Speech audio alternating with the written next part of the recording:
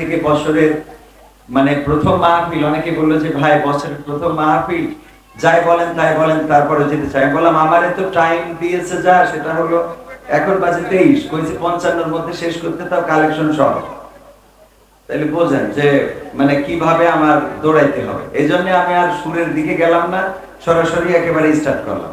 5 August পরবর্তী সময়টা সম্ভবত আমাদের জন্য অনেক অনুকূলের হবে, কিন্তু দিন যত যাচ্ছে প্রতিকূলতা তত বাড়ছে। বলেন ঠিক না বেঠিক? প্রতিকূলতা বাড়ছে, প্রতিকূল সময় থাকবে না ইনশাআল্লাহ।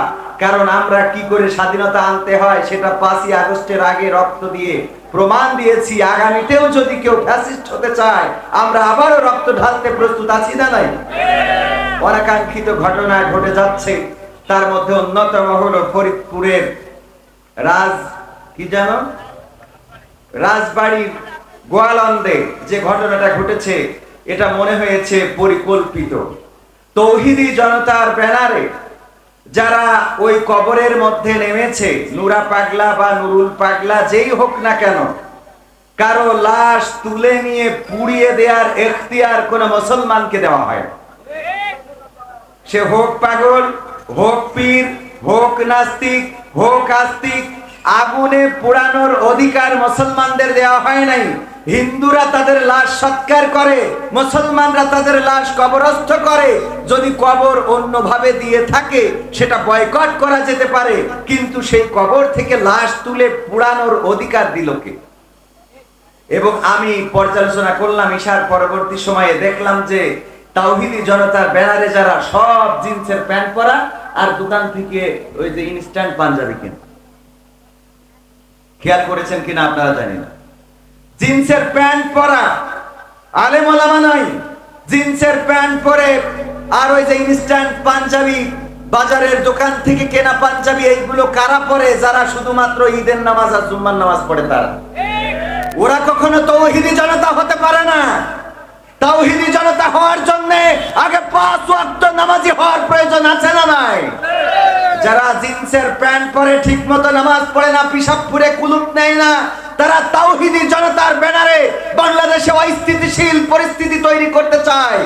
আমরা ইতিমধ্যে দেখলাম, অলরেডি নিউজ হয়েছে, জামায়াতের আমির সেখানকার বলেছিলেন যে এখানে ইসলামের নিয়ম কানুন মেনে এটা করা হয় নাই, এই জন্য জনগণ কিছুটা ক্ষিপ্রতা বা ক্ষুব্ধ হয়ে আছে। এরপরে সাংবাদিকরা লিখে দিয়েছে যে এবং সেখান থেকেই কর্মসূচি, আর সেই কর্মসূচি থেকে এমন একটি অনাকাঙ্ক্ষিত ঘটনা। তার মানে জড়াইয়ে ওই যে ওখানে নিয়ে লাগাতেই হবে। কথা কি বোঝা গেছে?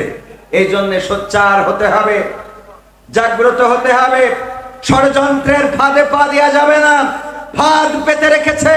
আজকেও নিষিদ্ধ ঘোষিত দল রাজপথে মিছিল করেছে, যদিও পত্রিকায় লিখেছে এটা মিছিল নাকি দৌড় প্রতিযোগিতা, তা বোঝা যাচ্ছে না। খেয়াল করেছেন? মানে মিছিল না দৌড় প্রতিযোগিতা এটা বোঝা যাচ্ছে না, কিন্তু তারপরেও তো করেছে, তারপরেও তো হয়েছে কিছু। ঠিক না ঠিক? মানে কিছু তো হয়েছে। এই যে কিছু হইতে হইতে এক সময় অনেক কিছু হয়ে যেতে পারে না, পারে না? এজন্য সচেতন থাকার দরকার আছে না নাই? শুরুতেই বলে রাখি, তাওহীদি জনতা যদি হয়ে থাকেন, মসজিদের সাথে সম্পর্ক, মাদ্রাসার সাথে সম্পর্ক, দ্বীনের সাথে সম্পর্ক, আল্লাহ ও তার রাসূলের সাথে সম্পর্ক রাখতে হবে। রাসূলের জীবনীতে নাই যে আবু জেহেল মারা যাওয়ার পরে সাহাবীদের বলেছে নাও লাশটারে পুড়াও? আছে নাকি? আবু লাহাবের মৃত্যুর পরে লাশ পুড়ানোর তাগিদ দিয়েছেন? দেন নাই। আল্লাহ রাসূল সাল্লাল্লাহু আলাইহি সাল্লাম যেহেতু জীবনে কোন লাশের পরে এরকম আচরণ তো করেনি নাই, বরং একটা লাশ নিয়ে যাচ্ছে, সাহাবী রাদিয়াল্লাহু তাআলা আনহুগণ বললেন এই লোকটা জাহান্নামী। কি বললেন? কি বললেন? এই লোকটা জাহান্নামী। আল্লাহ রাসূল সাল্লাল্লাহু আলাইহি সাল্লাম বললেন তোমরা এই কথা কেন বললে? বলল তার দুনিয়ার পরের আচরণ ভালো ছিল না। আল্লাহর নবী বললেন তোমরা জাহান্নামী বলতে পারো না, কারণ জাহান্নামের মালিক কে?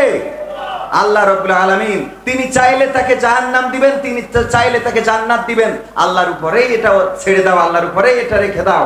তোমরা বলার ইখতিয়ার তোমাদেরকে দেওয়া হয় নাই। আর একটা লোক যাচ্ছে বললে এই লোকটা জান্নাতি, আল্লাহ রাসূল বললেন এটাও তোমরা বলতে পারবা না, কারণ জান্নাতের মালিক আল্লাহ, জাহান্নামের মালিক আল্লাহ, তোমরা এটা আল্লাহর উপরে ছেড়ে দাও। আল্লাহ নবী সাল্লাল্লাহু আলাইহি সাল্লাম বলেছেন যে মারা যায়, মারা যাওয়ার পরে তার খারাপটা আলোচনা করো না, বরং তার ভালোটা আলোচনা করো। ভালোটা আলোচনা করলে আল্লাহ রাব্বুল আলামিন ভালোটা নিয়ে যদি খারাপটা ক্ষমা করে দেন, এটাই তার জন্য প্রাপ্তি হবে। সুতরাং খারাপের সাথে আল্লাহ রাসূলের সম্পর্ক ছিল না। আল্লাহ রাসূল সাল্লাল্লাহু আলাইহি সাল্লাম খারাপকে কখনো উৎসাহ তো দেনই নাই, বরং খারাপটাকে প্রমোট করেন নাই, খারাপটাকে বারবার সামনে নিয়ে আসেন নাই। আর আমরা খারাপটা নিয়েই পড়ে থাকি। দেখবেন একজন 10টা কাজ করেছে, এই 10টা কাজের মধ্যে একটা কাজ যদি ভুল হয়, ও 9টা কাজ সব বাদ। ঠিক না বেঠিক? এই কাজগুলো করা যাবে? যাবে না। যেহেতু সিরাতুন নবী সাল্লাল্লাহু আলাইহি সাল্লাম মাহফিল আলোচনা করবেন মাওলানা তৈয়বুর রহমান, আমাদের শ্রদ্ধাভাজন বয়োজ্যেষ্ঠ উলামায়ে, আমাদের শ্রদ্ধাভাজন বয়োজ্যেষ্ঠ এবং পিতৃতুল্য আলেমে দ্বীন, উনি আসবেন। আলোচনা করলেন জুলফিকার আল মাহমুদ, যিনি আমার পিতৃতুল্য এবং অত্যন্ত স্নেহ করেন, ভালোবাসার মহব্বতের একজন মানুষ। এছাড়া আলোচনা করেছেন হাসান আল মামুন লাল ভাই, যিনি আমাদের এই অঞ্চল শুধু নয় গোটা বাংলাদেশে একটি সুপরিচিত প্রিয় মুখ, দ্বীনের মুজাহিদ হিসাবে, দ্বীনের মুফাসসির হিসাবে, কোরআনের মুফাসসির হিসাবে সারা বাংলাদেশে আলোড়ন সৃষ্টি করেছেন। এবং সার্বিক ব্যবস্থাপনায় সাইফুল আমিন কুরবান ভাইও হয়তোবা ফাঁকে ফোঁকে কথা বলে নিয়েছেন।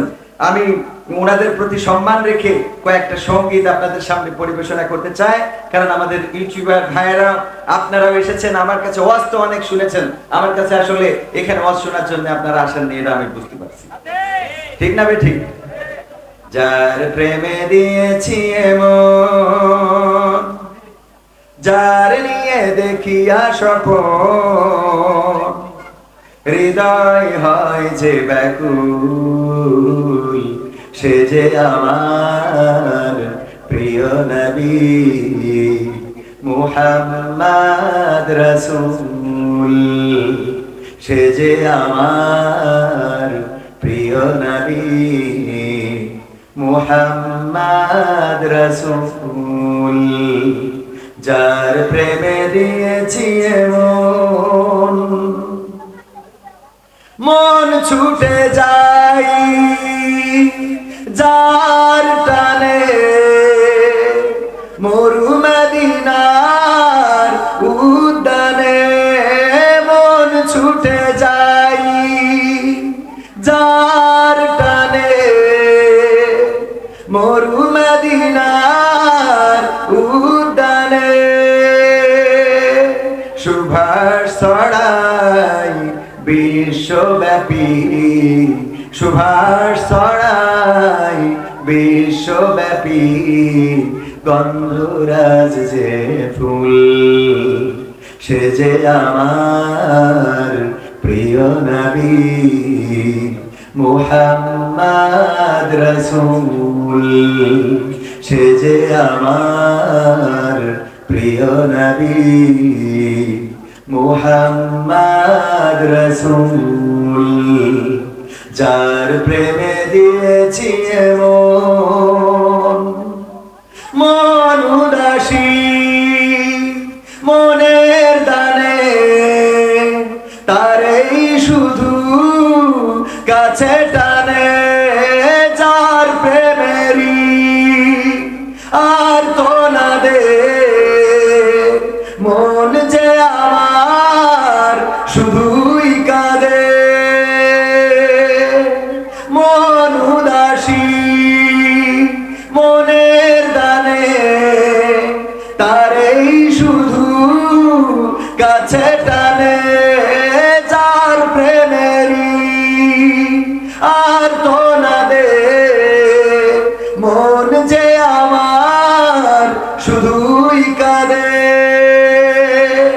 যার বিরহে পাগল পারাই, যার বিরহে পাগল পারাই, রোয় আমি মশগুল, সে যে আমার প্রিয় নবী মুহাম্মদ রাসূল, সে যে আমার প্রিয় নবী মুহাম্মদ রাসূল।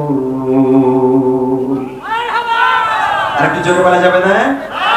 আজকে সিরাতুন নবী সাল্লাল্লাহু আলাইহি সাল্লাম মাহফিল, নবীর সিরাত নিয়ে আলোচনা হবে, জীবন নিয়ে আলোচনা হবে। মিলাদ নিয়ে সিরাত নিয়ে তর্ক বিতর্ক আছে না নাই? আছে না নাই? একদল কয় মিলাদুন নবী করা যাবে, সিরাতুন নবীর দরকার নাই। আর একদল বলে সিরাতুন নবী করা যাবে, মিলাদুন নবীর দরকার। কিন্তু মিলাদ এবং সিরাত দুইটারই দরকার আছে না নাই? একটা হলো জন্ম বৃত্তান্ত। এমন একটা সময়ে আপনারা জানেন যে এই সময় ছিল অন্ধকার যুগ, এত অন্ধকার অমানিসা যে তুচ্ছ কারণে তারা মারামারি করত, যুদ্ধ করত, এবং সেটা বছরের পর বছর ধরে চলতো। নারীদের কোনো সম্মান ছিল না, নারীদের কোনো ইজ্জত ছিল না। কন্যা সন্তান হলে পা ধরে আছাড় দিয়ে তাকে হত্যা করা হতো, অথবা জীবন্ত মাটির নিচে পুঁতে ফেলা হতো। এমন ছিল মা বোনদের মর্যাদা। একজন বিয়ে করত, একাধিক যত চাইতো, বিয়ের কোনো লিমিট ছিল না। সকালে বিয়ে করে বিকালে তালাক দিয়ে দিত। এবং এই জাতীয় অপরাধগুলো শুধু চলতোই না, সেই সমাজটা এমন একটা সমাজের রূপ নিয়েছিল জাইয়ামে জাহিলিয়া বা কালো সময়, অন্ধকার সময় বলা হয়ে থাকে। সেই সময়ে রাসূল সাল্লাল্লাহু আলাইহি সাল্লাম এসে একটি আলোকিত সমাজ দিয়েছিলেন, এমন সমাজ যেই সমাজে নারীরা তাদের অধিকার পেয়েছিল। পুরুষেরা তারা তাদের যে কর্তৃত্ব ছিল সেই কর্তৃত্বের খর্ব হয় নাই। ওই সমাজে যে যুদ্ধ বিগ্রহ লেগে থাকতো সেখানে শান্তি এনে দিয়েছিলেন। এমন একটা সমাজ প্রতিষ্ঠিত করেছিলেন যেটা ছিল মানবিক এবং ইনসাফ ভিত্তিক সমাজ। বলেন ঠিক না বেঠিক? সেই সমাজ কি এখন আছে? আছে। সেই সমাজ যদি আনতে হয় রাসূল সাল্লাল্লাহু আলাইহি সাল্লামের আদর্শের কাছে ফিরে আসতে হবে।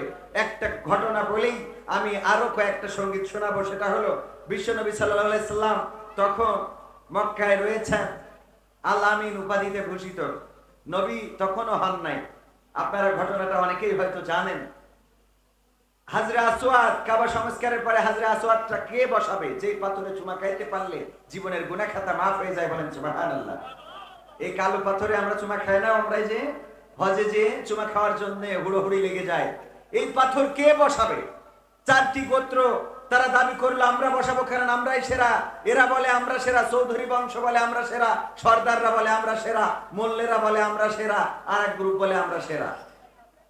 বললো যে দেখো, আমরা এই চারটা গোত্র একটা কাজ করা যেতে পারে, যুদ্ধ করব, যুদ্ধে যারা বিজয় অর্জন করবে তারা এই পাথরটা বসাবে। একজন ব্যক্তি পরামর্শ দিল, যুদ্ধ করলে তো জানমালের ক্ষতি হবে, রক্তপাত হবে, এমন কিছু করা যায় কিনা আগামীকালকে প্রথমে যে কাবায় ঢুকবে আমরা তার কাছে বিচারটা দেব, সে যে সিদ্ধান্ত দেবে সেই সিদ্ধান্ত আমরা মেনে নেব। পরের দিন সকালবেলা বিশ্বনবী হযরত মুহাম্মদ সাল্লাল্লাহু আলাইহি সাল্লাম প্রথম কাবায় ঢুকলেন। আলহামদুলিল্লাহ, সুবহানাল্লাহ, যে এমন একজন মানুষ এই পৃথিবীর পরে তার ব্যাপারে বলার মতো ভাষা আমাদের নেই, আমরা তার ব্যাপারে বলার অযোগ্য। ওলামায়ে কেরাম আছেন, বলবেন আল্লাহ রাব্বুল আলামিন তার সুন্দর একটা চরিত্র শুধু দেন নাই, মেধা দিয়েছেন, শিক্ষক করে পাঠিয়েছেন, যে তিনি ওই সময় বিচার করলেন, যখন নালিশ করলো যে চারটা গোত্র আমরা এই হাজরে আসওয়াদ নিয়ে বিপদে পড়ে আছি, আমরা তো যুদ্ধ করতে চাই। আল্লাহ রাসূল সাল্লাল্লাহু আলাইহি সাল্লাম বললেন সমস্যা নাই, তোমাদের এটা মিটাই দিচ্ছি। কি করে? গায়ের চাদরটা বিছালেন এবং চার গোত্রের চারজন গোত্র প্রধানকে চার কোণায় দাঁড় করালেন, নিজ হাতে পাথরটা চাদরের মাঝখানে রাখলেন, বললেন চারজন গোত্র প্রধান যেখানে বসাইতে হবে নিয়ে চলো। চারজন গোত্র প্রধান নিয়ে গেল। আল্লাহ নবী সাল্লাল্লাহু আলাইহি সাল্লাম সেখানে আবার পাথরটা নিয়ে হাজরে আসওয়াদটা যেখানে বসাতে হবে ওই চাদর থেকে নিয়ে বসিয়ে দিলেন, যুদ্ধ থেকে বাঁচিয়ে দিলেন। বলেন সুবহানাল্লাহ। এই ছিল রাসূল সাল্লাল্লাহু আলাইহি সাল্লামের নবুয়ত পূর্ববর্তী বিচার। এত সুন্দর, এত সুন্দর করে ইনসাফ করেছেন। সেই সমাজ, সেই ইনসাফ যদি কায়েম করতে হয় তাহলে রাসূলের আদর্শের কাছে আসার দরকার আছে না নাই? কথা কয় না? আছে না নাই? সব দলেরই দেখা হলো, সব দলেরই দেখা হলো, কেমন করে চালায় দেশ, আগামীতে চাই যে দেখতে দাড়ি টুপির বাংলাদেশ। একটু রাসূল সাল্লাল্লাহু আলাইহি সাল্লামের সুন্নাহ যারা ফলো করেন, আল্লাহর দ্বীন যারা ফলো করেন, তাদের হাতে একটু বাংলাদেশটা দিয়ে দেখতে চায় না? চায় না? একবার একটু পরীক্ষামূলক ভাবে তো দেখার দরকার আছে। সব সময় এক দোকান থেকে ওষুধ কেনেন, ও রেনিটিডির বড়ি, আমাদের এই যে দোকানে তো নাম দিই এটা বলবো, মাহবুব ভাই, উনি যে রেনিটিড বিড়ি, বিড়ি না বড়ি, আবার বীর কথা মনে আসলো। একজন বলছে হুজুর শুনলাম যে জামাত ইসলাম তারা কৌশল করে সুদ ব্যবস্থাকে জায়েজ করার জন্য ইসলামী ব্যাংক নামের একটা ব্যাংক চালু করেছে, যে অর্থ ব্যবস্থায় সুদ চালু করার জন্য ইসলামী ব্যাংক চালু করেছে। তো জামাত ইসলাম যদি ক্ষমতায় যায়, আমরা যারা বিড়ি খাই, ইসলামী বিড়ি বলি কিছু চালু হবে কি? কত বড় শয়তান! আমি বললাম যে বিড়ি খান কিসের জন্য? কয়েক দুশ্চিন্তা কমানোর জন্য, টেনশন কমানোর জন্য। আমি বললাম যে জামাত ইসলাম যদি ক্ষমতায় আসে বা ইসলামী দল যদি ক্ষমতায় আসে অথবা ইনসাফ ভিত্তিক সমাজ যদি এই দেশে কায়েম হয়ে যায়, তাহলে যাকাত ভিত্তিক অর্থ ব্যবস্থা চালু হবে। বড় লোক যারা, টাকাওয়ালা যারা, তারা যাকাত দেবে, আর গরিব মানুষ যারা, তারা পার পরে পা তুলে খাবে। সুতরাং টেনশন তো থাকবে না। তো বিড়ি খাবে কি? ঠিক আছে না? হ্যাঁ, আল্লাহ কবুল করুন, বলেন আমিন। সব দলেরই দেখা হলো, সব দলেরই দেখা হলো, কেমন করে চালায় দেশ। আগামীতে চাইছে দেখতে দাড়ি টুপির বাংলাদেশ, আগামীতে চাইছে দেখতে আল কোরআনের বাংলাদেশ। এমন নেতা চাইছে দেশে দুঃখ সবার বোঝে, গরিব দুঃখীর বাড়ি বাড়ি দুঃখ কষ্ট খোঁজে রে, দুঃখ কষ্ট খোঁজে। এমন নেতা চাই যে দেশে দুঃখ সবার বোঝে, গরিব দুঃখীর বাড়ি বাড়ি দুঃখ কষ্ট খোঁজে রে, দুঃখ কষ্ট খোঁজে। সব অধিকার ফিরিয়ে দিয়ে, সব অধিকার ফিরিয়ে দিয়ে আনবে দেশে খুশির লেশ। আগামীতে চাইছে দেখতে দাড়ি টুপির বাংলাদেশ, আগামীতে চাইছে দেখতে আল কোরআনের বাংলাদেশ, আগামীতে চাইছে দেখতে দাড়ি টুপির বাংলাদেশ, আগামীতে চাইছে দেখতে আল কোরআনের বাংলাদেশ। ভ্রান্ত মতে বাতিল পথে শান্তি খোঁজে যারা, রবের ভাষায় চোখ থাকিতে অন্ধ বধির তারা রে, অন্ধ বধির তারা। ভ্রান্ত মতে বাতিল পথে শান্তি খোঁজে যারা, রবের ভাষায় চোখ থাকিতে অন্ধ বধির তারা রে, অন্ধ বধির তারা। থাকলে অটল ভুলের পথে, থাকলে অটল ভুলের পথে, এহ পরকাল হবে শেষ। আগামীতে চাইছে দেখতে দাড়ি টুপির বাংলাদেশ, আগামীতে চাইছে দেখতে আল কোরআনের বাংলাদেশ, আগামীতে চাইছে দেখতে দাড়ি টুপির বাংলাদেশ, আগামীতে চাইছে দেখতে আল কোরআনের বাংলাদেশ।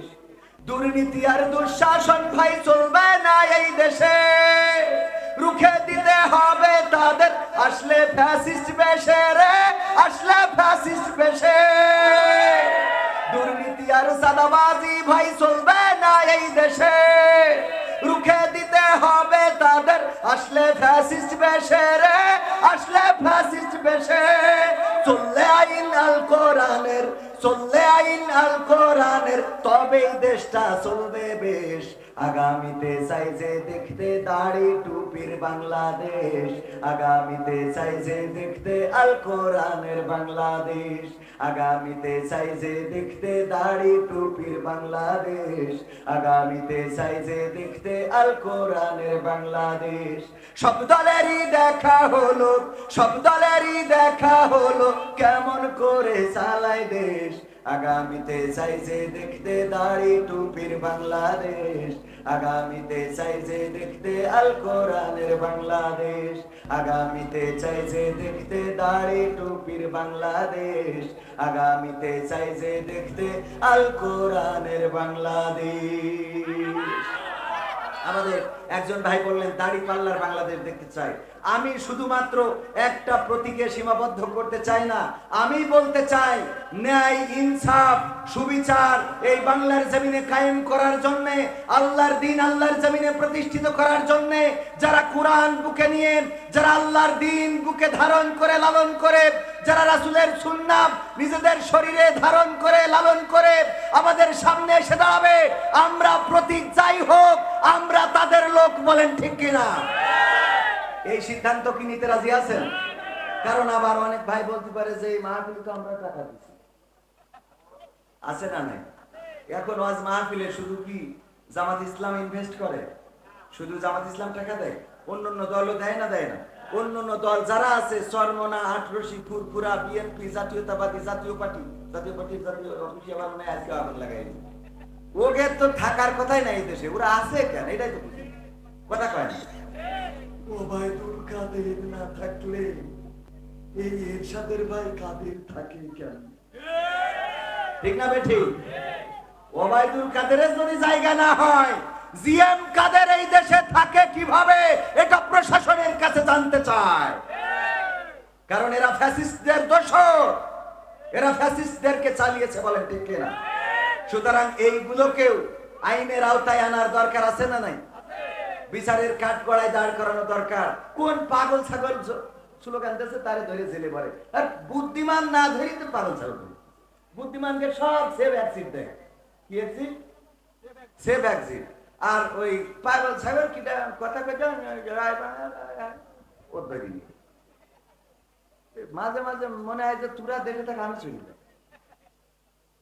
এগুলো ভালো লাগে না, এগুলো ভালো লাগার কথা বলেন। রাঘব বোয়ালগুলো বেরিয়ে গেল, আর প্রতিবন্ধীদের ধরে নিয়ে ওই ইউটিউবার কোন আফ্রিদি, মিরাজ আফ্রিদি টাফ্রিদি ধরে, ওর চাচু যে হারুন আর রশিদ না কি হলো 3 ইঞ্চি, কি হারুন 3 ইঞ্চি হারুন, ডিবি হারুন, এই হারুন আঙ্কেল চলে যায় ওর ভাতিজার ধরে। এটা কি করতেছে আল্লাহ সেই ভালো জানে। আল্লাহ হেদায়েত নসিব করুন, বলেন আমিন। সম্মানিত ভাইয়েরা, আমরা একটি বাংলাদেশ চাই, যে বাংলাদেশে অন্যায়, অনাচার, পাপাচার, কদাচার থাকবে না। যে বাংলাদেশে এমন নেতা হবে, ওমর রাদিয়াল্লাহু তাআলা আনহু যেমন রাতের অন্ধকারে ঘুরে ঘুরে দেখতেন কে খেয়ে আছে কে না খেয়ে আছে, কার বাড়ির চুলায় আগুন জ্বলছে না, কার সন্তানেরা কান্নাকাটি করছে, কার গায়ে পোশাক নাই। জুম্মার খুতবায় দাঁড়িয়েছেন, একজন ব্যক্তি দাঁড়িয়ে বলল, ওমর আপনার ব্যাপারে অভিযোগ আছে। বলল বলো। বলল আমরা কাপড় পেয়েছি রাষ্ট্রীয় মাল 1 টুকরা করে, আপনার গায়ের যে জুব্বা এটা 1 টুকরাই হয় নাই, নিঃসন্দেহে 2 টুকরা লেগেছে, কেমনে পাইলেন হেইটা বুঝান। ওমর রাদিয়াল্লাহু তাআলা আনহু চুপ করে দাঁড়িয়ে আছেন, পিন পতন নীরবতা। সবাই ভাবলো এবার মনে হয় ওর কল্লাটা পড়ে যাবে, ধর থেকে মাথাটা আলাদা হয়ে যাবে, কিন্তু না, হঠাৎ করে নীরবতা ভেঙে ওমর রাদিয়াল্লাহু তাআলা আনহুর সন্তান দাঁড়িয়ে বললেন, এর টুকরাটা আব্বা আমারে দেবে, আমার টুকরা নিয়ে আমার আব্বা কাপড় বানাইছে, দুর্নীতি করে নাই। আল্লাহু আকবার বলবেন না? দুর্নীতি করে নাই। এবার মুসাল্লিরা চিন্তা করলো যে আর তো রক্ষা নাই, যা একটু বাঁচার ভরসা ছিল, এখন তো ওমর রাদিয়াল্লাহু তাআলা আনহু যে দুর্নীতি করে না সেটা তো প্রকাশ হয়েই গেল। ওমর রাদিয়াল্লাহু তাআলা আনহু কিছু বললেন না, বললেন আপনাদের সবার এখতিয়ার আছে, অধিকার আছে আমার ব্যাপারে এমন করে জবাবদিহিতা করার। বলেন আল্লাহু আকবার। এমন নেতার দরকার আছে না নাই? নেতা এমন হতে হবে, যদি এমন নেতা জবাবদিহিতা করার অধিকার যদি থাকে, সেই নেতা যেই হোক আমরা সেই দলের লোক। মনে থাকবে, নাঙ্গল নৌকা সব দেখা শেষ, নাঙ্গল নৌকা সব দেখা শেষ, দেখা হইছে ধানের শীষ, দেখা হইছে ধানের শীষ, এবার না হয় ভালোবাসা। বলবো এটা গাবো? গাবো। নাঙ্গল নৌকা সব দেখা শেষ, নাঙ্গল নৌকা সব দেখা শেষ, দেখা হইছে ধানের শীষ, দেখা হইছে ধানের শীষ, এবার না হয় ভালোবাসা, দাড়ি পাল্লায় ভোটটা দি, এবার না হয় ভালোবাসা, দাড়ি পাল্লায় ভোটটা দি। স্বাধীনতার অর্ধ শতক পার হয়েছে আজ, হয়নি স্বাধীন দেশের মানুষ, হয়নি কাজের কাজ। হয়েছে? এখনো গণধর্ষণ আছে না নাই? খুন আছে না নাই? আজকেও একজন আলেমের লাশ পাওয়া গিয়েছে নদীতে, এখনো অপহরণ হয়, এখনো পথে স্বামীকে বেঁধে রেখে স্ত্রীকে গণধর্ষণ করা হয়, এখনো গুম হয়, এখনো খুন হয়, এখনো দুর্নীতি হয়, এখনো দুঃশাসন আছে, এখনো চাঁদাবাজি আছে, এখনো বাংলাদেশের নারীরা স্বাধীনভাবে চলতে পারে না, এখনো বাবিরা সঠিকভাবে ত্রাণের চাল পায় না, এখনো এই বাংলাদেশে আল্লাহর আনীত বিধান কায়েম হয় নাই। সুতরাং আমরা শপথ নিতে চাই, আমাদের শরীরে 1 বিন্দু রক্ত থাকতে আল্লাহর জমিনে আল্লাহর দ্বীন কায়েম না হওয়া পর্যন্ত রাজপথ ছাড়ব না। রাজি কারা কারা দেখতে চায়?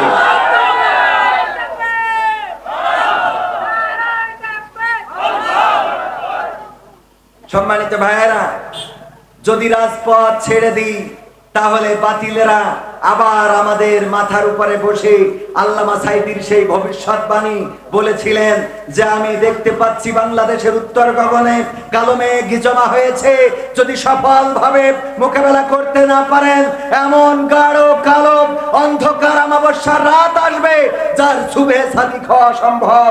সেটা বাংলাদেশের মানুষ দেখেছে না দেখে নাই? দেখেছে না দেখে নাই? আগামীর দিন যদি সফলভাবে আমরা ঐক্যবদ্ধভাবে যদি বাংলাদেশে ন্যায় ইনসাফ সুবিচার প্রতিষ্ঠিত করতে না পারি, তাহলে আবার এমন কোন জুলুম চেপে বসতে পারে যেটার শুভে সাদিক হইতে 16 বছর লেগেছে, আগামীতে 32 বছরেও শুভে সাদিক পাওয়া যাবে না। সুতরাং তৈরি হওয়ার দরকার আছে না নাই? নাঙ্গল নৌকা সব দেখা শেষ, নাঙ্গল নৌকা সব দেখা শেষ, দেখা হয়েছে ধানের শীষ, দেখা হয়েছে ধানের শীষ, এবার না হয় ভালোবাসা দাড়ি পাল্লায় ভোটটা দিস, এবার না হয় ভালোবাসা দাড়ি পাল্লায় ভোটটা দিস। স্বাধীনতার অর্ধ শতক পার হয়েছে আজ, হয়নি স্বাধীন দেশের মানুষ, হয়নি কাজের কাজ। স্বাধীনতার অর্ধ শতক পার হয়েছে আজ, হয়নি স্বাধীন দেশের মানুষ, হয়নি কাজের কাজ। নেতার কথায় যাস না গুইলা, নেতার কথায় যাস না গুইলা, নীতি দেখা পক্ষ নিস, এবার না হয় ভালোবাসা না ইনসাফে ভোটটা দিস, এবার না হয় ভালোবাসা দাড়িওয়ালাদের ভোটটা দিস। ভোটের নামে যাদের দিছি রাজ সিংহাসন তুইলা, সেই বাজাইছে চেতনার ঢোল মোদের গেছে ভুইলা। ভোটের নামে যাদের দিছি রাজ সিংহাসন তুইলা, সেই বাজাইছে চেতনার ঢোল মোদের গেছে ভুইলা। আমরাও এবার ভুলবো তাদের, আমরাও এবার ভুলবো তাদের বিশ্বাসে যে ঢালছে বিষ, এবার না হয় ভালোবাসা আলেম ওলামাদের ভোটটা দিস। রাজি আছেন?